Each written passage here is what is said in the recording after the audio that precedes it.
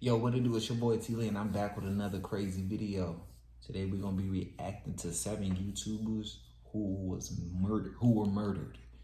Yeah, we're doing a different whole episode. This is from Savox, yeah, YouTube channel Savox. I found this on a recommendation, and I found this interesting. So let's go and get into it. But before we get into it, make sure y'all like, subscribe, turn on that post notification bell. We're on a roll to 100K subscribers. Let's go and get into it. As YouTube is now 20 years old, it should come as no surprise that many YouTubers have passed away over the years. Most through natural causes, some through accidents, and some even by their own hands. But there are a small percentage of YouTubers who are actually murdered. And in this video, I'll be covering 7 of them. Here are 7 YouTubers who are murdered. Let's go and get into it. Messy Maya. Messy Maya, whose real name was Anthony Barr, was a 22-year-old YouTuber and aspiring rapper from New Orleans who operated the YouTube channel The HHGZ. He gained local fame for his flamboyant style, neon-colored hair, and unfiltered street videos. In his uploads, he roamed the 7th Ward with a camera, making sharp jokes and mocking strangers. Look at this nigga right here. It feel like a brown egg, bitch. A brown egg built bitch. No, indeed. Not you, miss. I ain't talking about you, miss. I was talking about that man over there. Now, what we gonna talk about now? If you're 50 years old and you still wear braids, bitch, you need to be shot. I am sitting in Chick-fil-A. That lady booty right there is shaped like a box of Chick-fil-A. Ooh, is it? Baby, when I tell you that only got style over there, a moving mountain, bitch. His roasting style made him a cult figure in New Orleans, but also drew anger from people he targeted. Yeah, the way he talk, he wild. Yeah, he wild. But at the same time, how he look like he can bag it up with these. Like, he can, but everybody don't be wanting to fight. So that's probably what it was, that they knew they probably couldn't beat him. So, yeah, you know how it is, man. When you can't beat him, you know what I'm saying? Hey. His catchphrase, But you gotta know, though, people that run their mouth and stuff, you gotta know the consequences behind it. You gotta be able to stand 10 toes, be like, yo, if I end up, you know what I'm saying, getting unalived, you gotta know the consequences. You gotta know everybody ain't gonna be like, oh, I'll punch you in the mouth and then you can talk shit the next day. You might not see each other the next day. You know what I'm saying? Especially these days. Was both the taunt and the challenge. Privately, Barr hinted he knew his lifestyle carried risks. He'd spoken about young men in his city not living long, and once warned a friend on Facebook, adding the ominous, quote, "I'll be there soon." He told some friends he might move to Houston to get away from the trouble. On November 14th, 2010, Barr attended a baby shower for his unborn son. As he left the gathering that night, someone ambushed him in the street and opened fire. He was shot multiple times at close range and fell to the ground, bleeding heavily. As he lay dying, someone tried to get help, while another person filmed him with a phone. A graphic photo of his body face down in a pool of blood appeared online within minutes. Many of his fans learned of his death when they saw that image circulating on Twitter. The killing became a trending topic that night, and Barr's videos received a surge of views from people curious about him. The next week, police arrested 24-year-old Jason Hamilton and announced the case solved after Hamilton confessed. But as his trial approached, a court worker revealed she had seen a video of the shooting posted to YouTube. The video had since been removed, and prosecutors dropped the charge temporarily to find it. Further investigation proved Hamilton had an alibi and was nowhere near the shooting. His lawyer said Hamilton, who had bipolar disorder, gave a fake confession while off his medication. After 3 years in jail awaiting trial, Hamilton was released and the charges were dropped. The real killer has never been identified, and the case remains unsolved. In the years after his death, Barr's videos continued to circulate. Then, in 2016, his voice appeared at the start of Beyonce's hit song, Formation. What happened at the New Orleans? What happened at the New Orleans? You know, because, bitch, see, everybody have their own side of the bed. And, bitch, y'all ain't get my side. That's what I'm saying. Y'all ain't get mine. The music video included imagery tied to New Orleans, connecting the song to Barr's persona. While the sample introduced him to millions who had never heard of him, it's also triggered a legal dispute. In 2017, Barr's family sued Beyonce for $20 million, claiming she used his voice without permission or compensation. Oh, well, yeah, she did that. Yeah, she got to run that bread. Go on, run that bread, Beyonce. Do y'all think that's probably why they concert tickets so high? I don't know, but hey. Her lawyers argued the read clips fell under fair use and required no payment, but a judge refused to dismiss the case. It was settled out of court later that year, with the terms undisclosed. You know that funny business.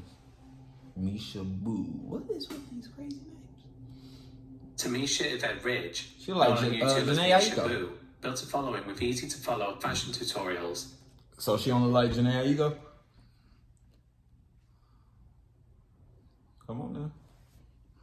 And DIY videos, and had grown her channel to roughly Like my wife, man. 140,000 But what she subscribers. do, man? She was also a mother to 3 children and ran an online fabric store where followers could buy the materials she used to craft her designs. Behind her online creativity, Richard survived an abusive, on-again, off-again relationship for about... I knew right away. Y'all see my feeling like, what the hell did he do? I already know. He ended up probably taking her life and the kid's life. Watch. 10 years with Demeshlo Green, the father of one of her children. Despite a restraining order and her efforts to move from Los Angeles to Sacramento to escape him, Green bombarded her with threatening calls and texts. When she broke things off again after reconciling briefly 5 years later. In mid-May 2014, Richard uploaded her final video on May 13th. The next morning, Green flew in from Texas and made his way inside her Sacramento apartment through an unlocked door. Inside, Ridge was sleeping in her bedroom with her cousin asleep on the couch and her children elsewhere. Green went straight to her bedroom and shot her at close range, reportedly with a shotgun. Wow.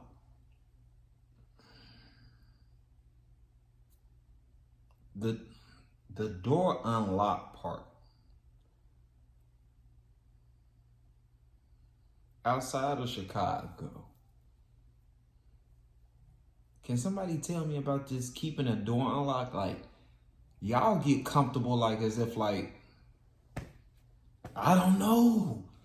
Y'all be acting like, yo, if an intruder comes in, my house is gonna turn into a robot and protect me. And what? He said he made his way into an unlocked door, walked past the cousin. That story ain't adding up. Let me make sure I ain't tweaking. Ridge was sleeping in her bedroom with her cousin asleep on the couch and her children elsewhere. Green went straight to her bedroom and shot her at close range, reportedly with a shotgun, striking her in the face and killing her instantly. Her cousin never heard the gun go off. By the time she realized what had happened, Ridge was already dead. After the shooting, Green fled but turned himself into police about 5 hours later, admitting to the crime. The first trial ended in a hung jury. Green claimed he only wanted to talk, saying the gun went off during a struggle involving Lee Williams, a man sleeping in Ridge's bed with her. Prosecutors maintained he entered armed with a sawed-off shotgun and confronted them. That trial stalled when jurors couldn't reach a verdict. A second trial took place in 2018. Green was convicted of first-degree murder and being a felon in possession of a firearm. By June of that year, he was sentenced to 75 years to life in prison. In the immediate aftermath, Ridge's channel and the way she was killed shook both fans and the YouTube community. Her mother described Green as abusive and unpredictable, revealing she didn't know he was crazy. She and others decried how dangerous Ridge's situation Yeah, would be. you shouldn't have to. You shouldn't have to touch the stove to figure out that it's hot. Not everybody carry a sign on their head like, yo, I'm crazy. You don't know me. That's why I've always said this. Watch who you be laying up. Watch who you lay up in these beds with. Ladies and females. I mean, females and males. Watch who you lay in that bed with. Not everything with a fat ass you need to take. And ladies, not everything that, well, I don't know y'all era. Not everything that looks, ooh, he look good, ooh, whatever y'all know. Ooh, he got me going crazy. He crazy. Not you don't need to take that home. You end up touching that stove, you end up burning yourself. Well, you can burn yourself 2 different ways.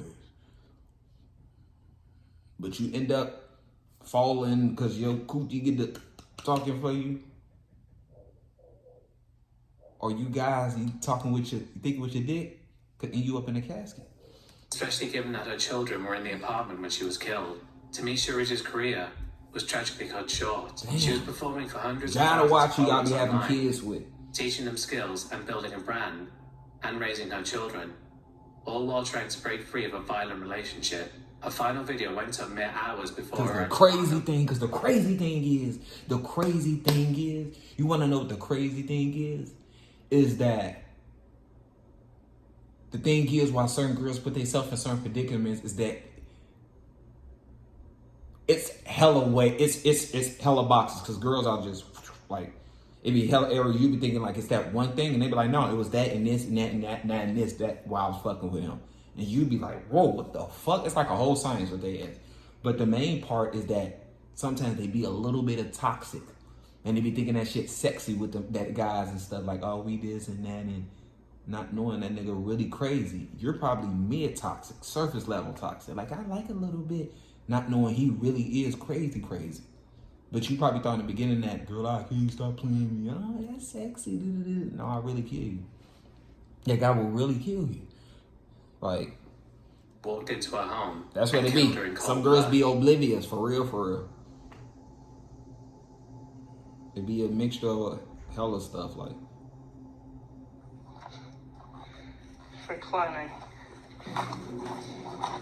Up and down the mountains, and now I gotta hide.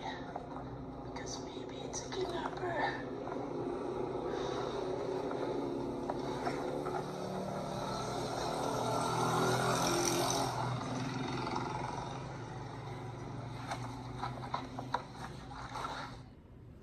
So, let me guess.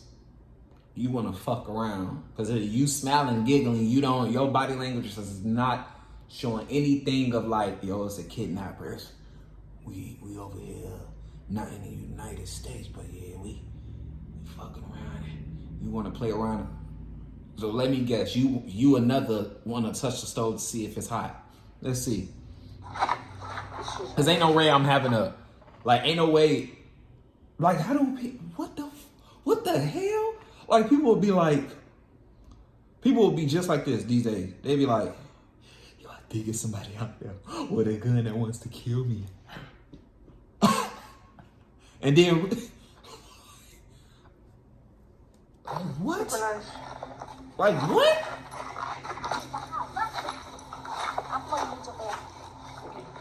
Yeah.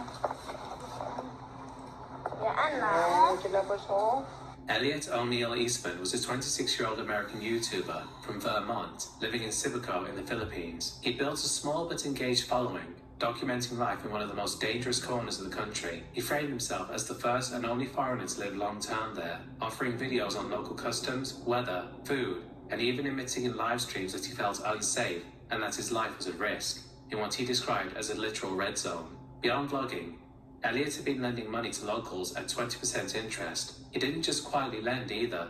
He discussed it on camera. That, according to the community chatter, made him a target.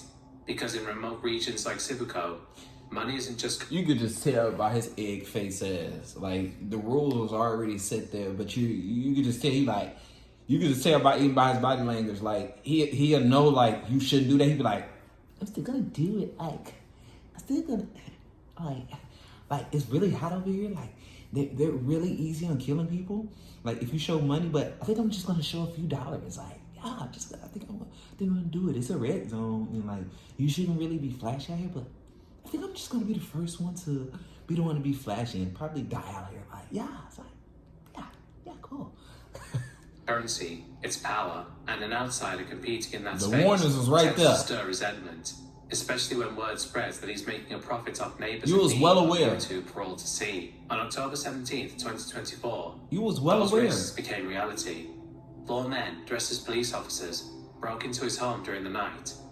Elliot resisted, and the intruders shot him. Witnesses and reports say he was hit in both his leg and abdomen using a high-caliber weapon before being dragged out the door. He was shoved onto a speedboat and sped toward the Sulu Sea, leaving their red zone behind with a stain on the floor and an empty M16 cartridge as proof of violence committed inside that house. The Philippine National Police, supported by the FBI, launched a massive search.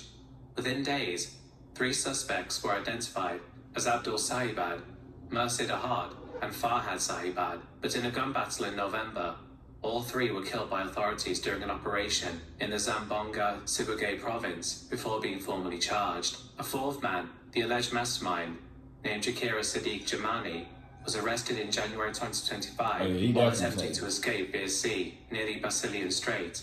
Sadiq's confession revealed that Eastman died on the boat the night he was kidnapped, succumbing to his gunshot wounds. The men then allegedly tossed his body into the water. While no body has been recovered, authorities say the evidence points to death at sea. Across the internet, speculation swirled. His money lending was viewed as predatory, with people even saying that his situation was a self-made disaster, saying he went to a no-go zone and became a loan shark to the poorest people, and live streaming that only amplified the danger he was in. From the moment he was kidnapped, Elliot Eastman's last messages, the ones broadcast to followers about how risky his life had become, read like premonitions. The final live stream, shot just hours before the kidnapping, was basically a warning that he himself didn't heed.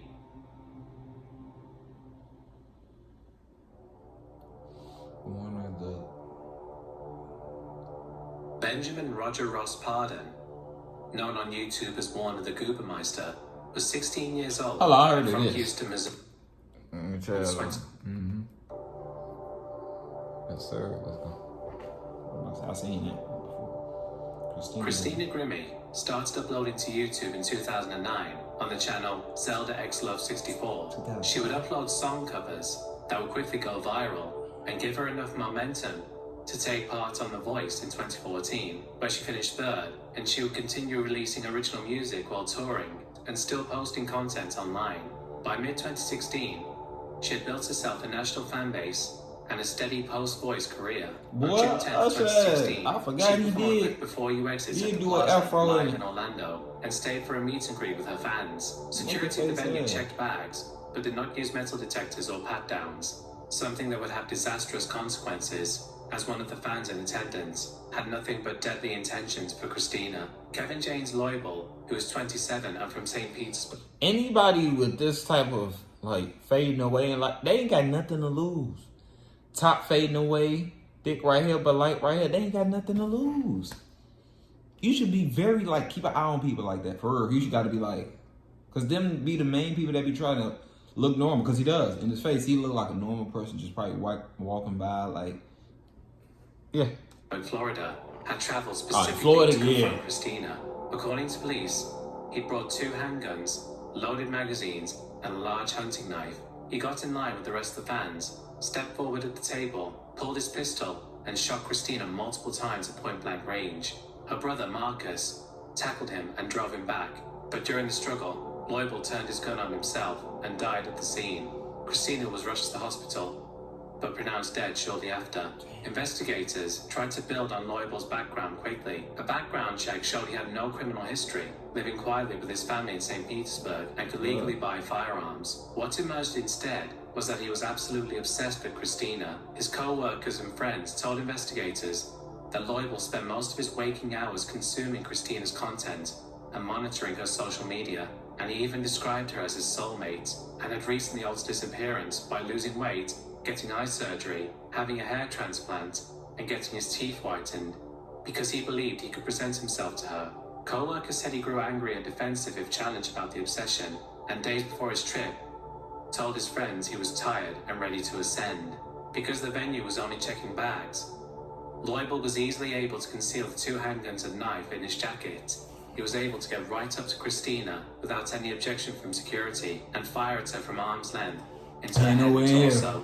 If security had been tighter, Loibel would most likely have been stopped before he could kill Christina, as she'd most likely be recording and performing today, instead of being gunned down by a lunatic just as her career was beginning to get off the ground. Facts. They ain't lying. They not lying at all, bro. Keith Ratliff. Keith Ratliff was the one in charge of procuring firearms for God Russia. damn, you got that dang on him. Put that dang in there. Yes, Industries Global. This is going to see you to the heaven gates immediately, like millimeter seconds.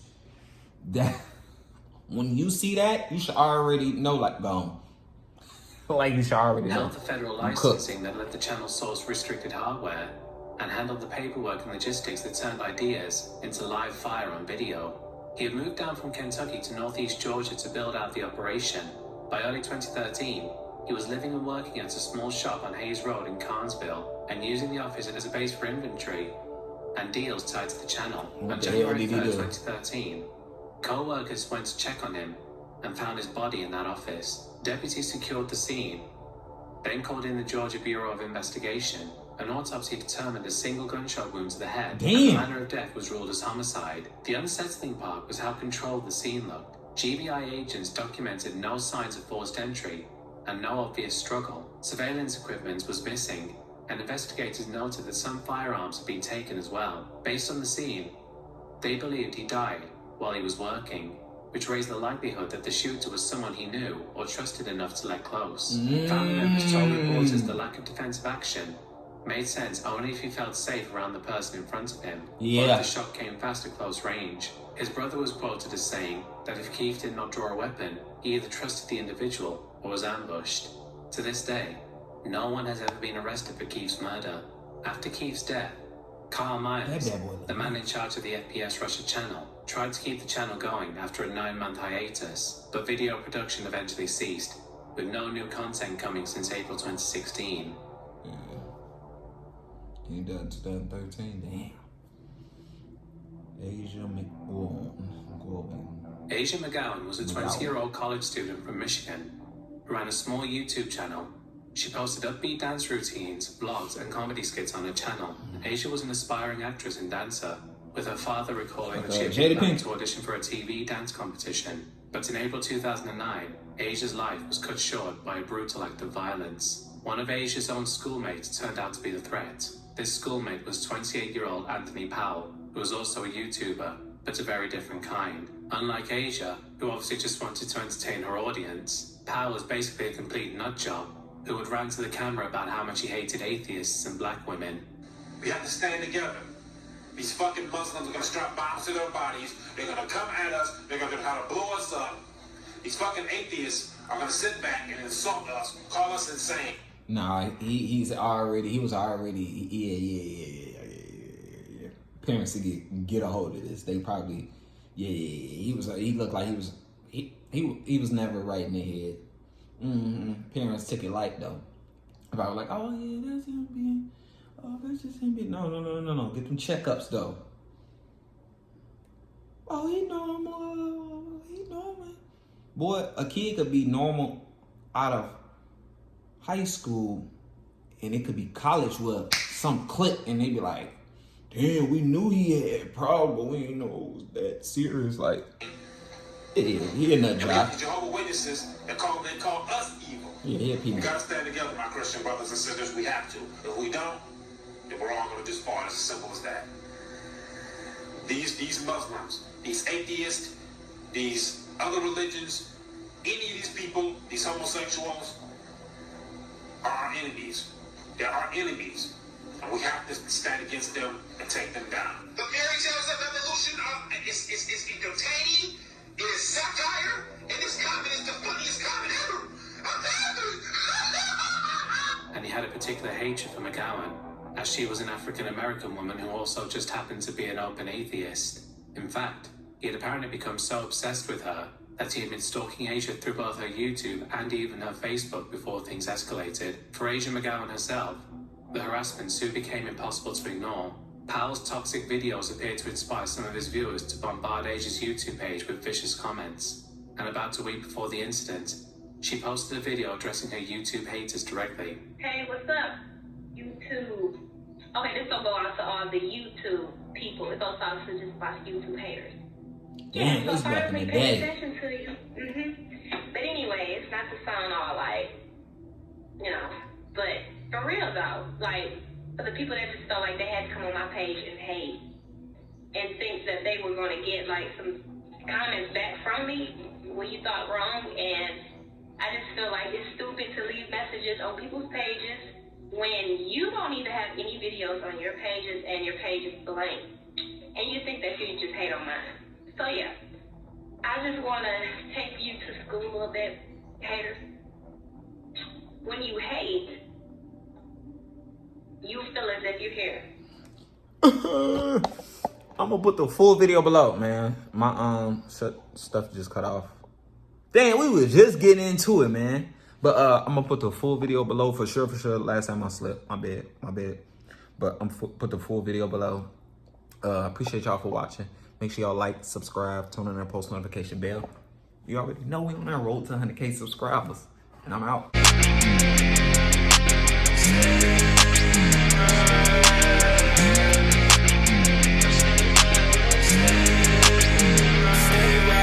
What you gon' do now?